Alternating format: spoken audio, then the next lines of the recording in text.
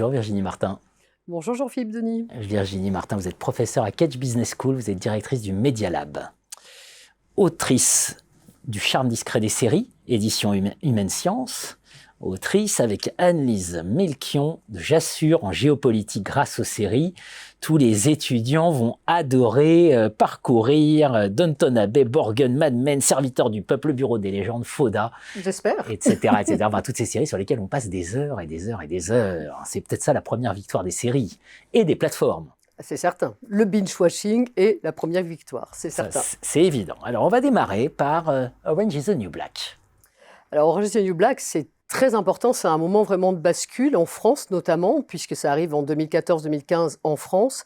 C'est vraiment quasiment Netflix ouvre presque avec House of Cards et avec Orange is the New Black. Bon, je choisis Orange is the New Black pour le coup. Et Orange is the New Black, c'est vraiment... aujourd'hui, on appellerait ça le wokisme. Vous voyez, en 2014, c'était beaucoup moins féroce, ces histoires, il y avait moins de batailles, et les gens, finalement, étaient heureux de voir autant de diversité. Donc, c'est une prison de femmes. Dans cette prison, justement, toutes les origines ethniques, sociales, les âges, les différences, évidemment, d'orientation sexuelle, etc. Il y a même une transsexuelle qui est dans la prison. Et c'est vraiment à la fois une grande... belle série sur le féminisme et une très grande belle série sur la diversité ou les diverses diversités, comme dirait l'autre. Les diverses diversités, c'est finalement les séries, elles anticipent un peu. Elles sont le miroir du monde et elles anticipent ce qui va faire débat dans toute la société. C'est leur en même temps à elles, c'est-à-dire c'est exactement ça. Elles sont à la fois reflet et anticipation. Et ça, c'est important.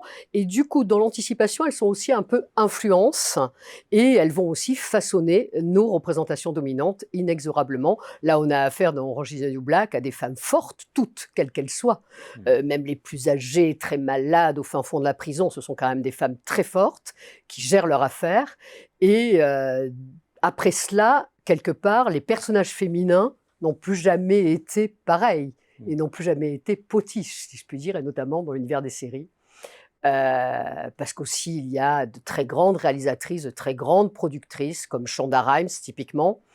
Et ça, c'est très important aussi, parce que ça imprime aussi quelque chose d'autre que... le James Bond mood, on va dire. Mieux comprendre le monde grâce aux séries, comprendre la question de l'intersectionnalité aussi. De toute façon, c'est ce que je démontre et que je montre dans Le charme discret des séries, le précédent ouvrage dont vous avez parlé, c'est exactement ça, c'est-à-dire là, on croise vraiment de manière simultanée des discriminations et des oppressions et des dominations qui vont se croiser, que ce soit de race, de genre, d'orientation sexuelle, de handicap, d'âge, etc. Et là, on comprend vraiment tout le paradigme de Kimberlé Crenshaw, qui crée ce paradigme de l'intersectionnalité, en tout cas qu'il travaille et qu'il met un peu à l'honneur.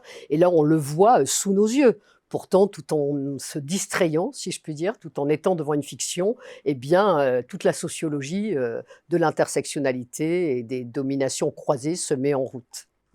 Le charme discret des séries, gestion en géopolitique grâce aux séries. Merci Virginie. Merci.